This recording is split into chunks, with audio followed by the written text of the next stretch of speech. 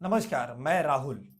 आज एक मुहिम के तहत आप लोगों के साथ जुड़ने आया हूं, क्योंकि जमशेदपुर शहर जो औद्योगिक शहर है, जो एक साफ-सुथरा शहर है, इस शहर में आज मतलब कुछ चीज़ों को देखता हूं तो मतलब एक ऐसा आभास होता है कि क्या हो रहा है शहर में।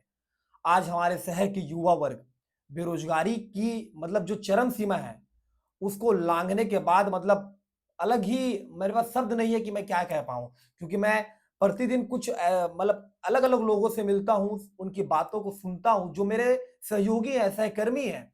उन समझने के बाद मतलब एक अलग-सी पीड़ा उठती है हृदय में कि क्या जमशेदपुर शहर में इतने उद्योग होने के बाद भी हमारे शहर के युवा बेरोज़गार हैं? तो कमी क्या है? ऐसे कौन से लोग हैं सत्ता में बैठे हुए जो हमें मतलब रोजगार से वंचित रखना चाहते हैं या फिर हमारे लिए वो सोचना ही नहीं चाहते कि हमारे शहर के युवाओं को रोजगार मिले। रोजगार नहीं मिलने के कारण कई ऐसे युवा हैं जो मतलब अपनी दिशा से विहीन हो जाते हैं। नशाखोरी की ओर अपना रुख मोड़ लेते हैं।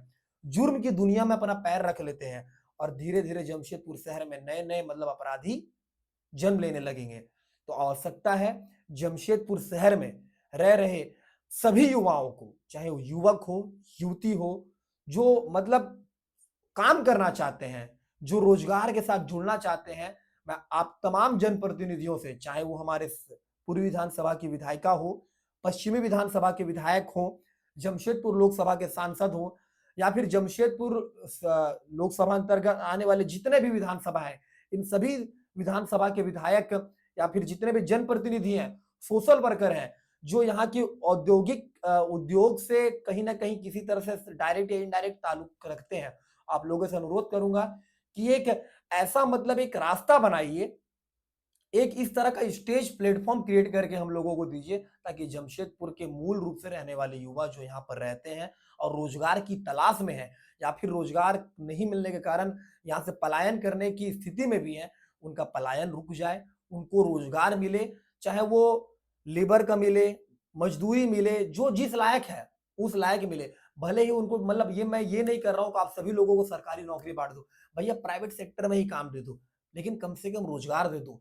इतना कमा सकूँ कि अपने परिवार का पालन-पोषण ईमानदारी से कर सकूँ, जुर्म की दुनिया में पैर ना रखना पड़े। मतलब दिमाग डाइवर्ट होकर मस्तिष्क मेरा इस कदर ना काम करने लगे कि मैं नशाखोरी की ओर मतलब अपना पैर मोड़ लूँ, या जुर्म की दुनिया की ओर मतलब अपना एक नज़र उठाकर देख सकूँ। क्योंकि अगर मेरे पास रोज़गार होगा, जमशेदपुर के युवाओं के पास रोज़गार होगा, यहाँ रहने वाले लोगों के पास रोज़गार होगा, तो ज़ाहिर-सी बात है, जिस प्रकार जमशेदपुर शहर को हम लोगों ने स्वच्छता में दूसरे स्थान पर रिप्रेज़ेंट किया है, आने वाले समय पे हम लोग जमशेदपुर शहर को भय मुक्त, नशा मुक्त, बेरोजगारी मुक्त शहर के रूप में पूरे विश्व भर में रिप्रेजेंट कर पाएँगे।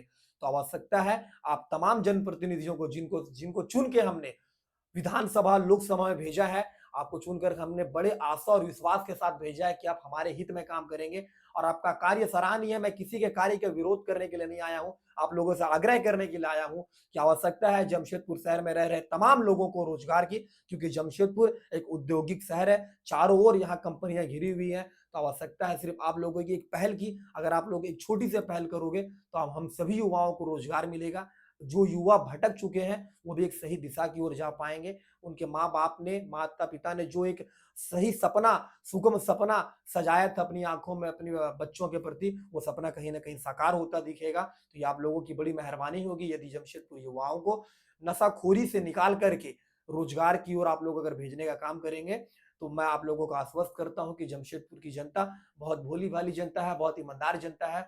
जो भी जनप्रतिनिधि जमशेदपुर के युवाओं के बारे में सोचेगा, जमशेदपुर की माताओं-बहनों के बारे में सोचेगा, जमशेदपुर के वृद्धों के बारे में सोचेगा, वो जनप्रतिनिधि आने वाले समय में फिर से चुनकर विधानसभा और लोकसभा पहुँचेगा, उसको पहुँचाने का जमशेदपुर की जनता काम करेगी। इसलिए जमशेदपुर के युवाओं के बारे में सोचिए, रोज़गार के बारे में सोचिए, नशाखोरी और अपराध अपने आप कम हो जाएगा यदि आप लोगों को रोज़गार देने का काम करेंगे।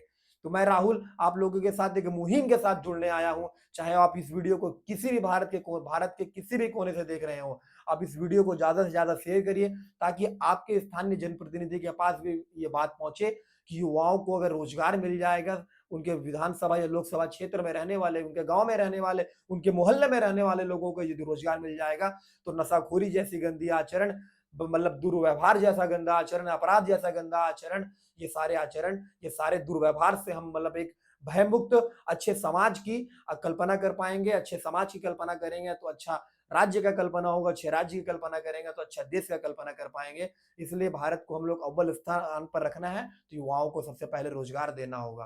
तो आज की वीडियो में इतना ही, मिलते हैं एक अगले वीडियो में अगली मुहिम के साथ। तब तक आप लोगों का अपना प्यार, आशीर्वाद, समर्थन, मार्गदर्शन फिर इसी प्रकार बनाइए रखिए। तब तक के लिए नमस्कार, जय हिंद, जय भारत।